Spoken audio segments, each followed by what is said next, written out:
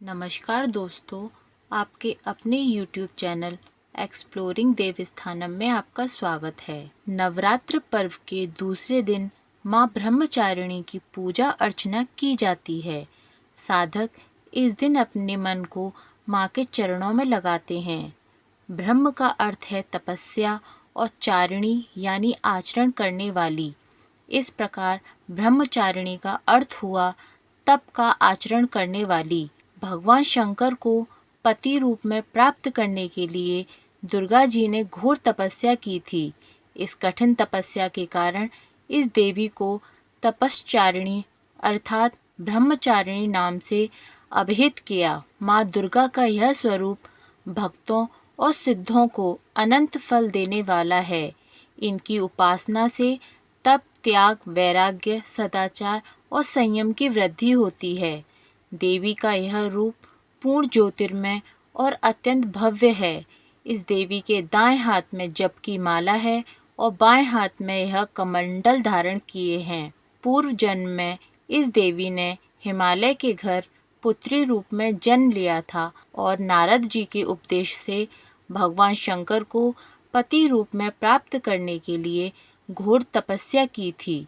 इस कठिन तपस्या के कारण इन्हें तपश्चारिणी अर्थात ब्रह्मचारिणी नाम से अभिहित किया गया। 1000 वर्ष तक इन्होंने केवल फल फूल खाकर बिताए और 100 वर्षों तक केवल जमीन पर रहकर शाक पर निर्वाह किया।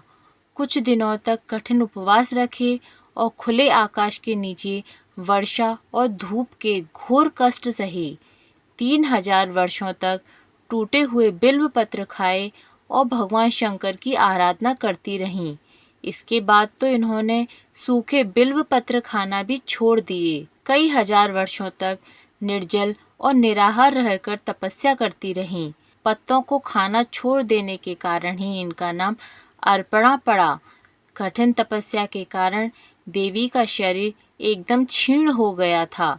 देवता, ऋषि, सिद्धगण, मुनि सभी ने ब्रह्मचारिणी की तपस्या को अभूतपूर्व पुण्य कृत्य बताया, सराहना की और कहा, हे देवी, आज तक किसी ने इस तरह की कठोर तपस्या नहीं की है। यह तुम्ही से संभव थी।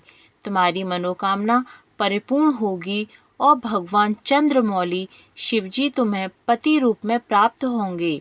अब तपस्या छोड़कर घर लौट जाओ।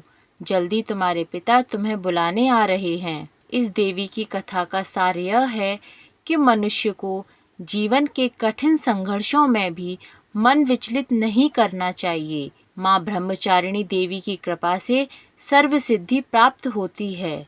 माँ ब्रह्मचारिणी की स्तुति करने के लिए या देवी सर्वभूतेषु माँ ब्रह्मचारिणी रूपेण संस्थिता नमस्तस्यै नमस्तस्यै नमस्तस्यै नमो नमः। इस मंत्र से माँ ब्रह्मचारिणी की पूजा अर्चना करनी चाहिए।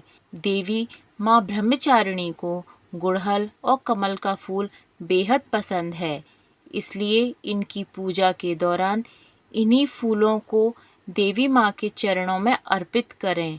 चूँकि माँ को चीनी और मिश्री भी काफ़ी पसंद है, इसलिए माँ को भोग में चीनी, मिश्री और पंचामृत का भोग अवश्य लगाएं। इस भोग से देवी ब्रह्मचारिणी प्रसन्न होती हैं। इन्हीं चीज़ों को दान करने से भी लंबी आयु का सौभाग्य भी पाया जा सकता है। माँ ब्रह्मचारिणी को पीला रंग बहुत प्रिय है, इसलिए माता की पूजा में पीले रंग के कपड़े पहनकर पूजा करनी चाहिए। साथ ही पीले रंग के वस्त्र और फूल भी अर्पित कर सकते हैं। पीला रंग माँ के पालन पोषण करने वाले स्वभाव को दर्शाता है। साथ ही यह रंग सीखने और ज्ञान का संकेत देता है और उत्साह, खुशी और बुद्धि का प्रतीक भी माना जाता है। बोलिए माता ब्रह्मचारिणी की जय।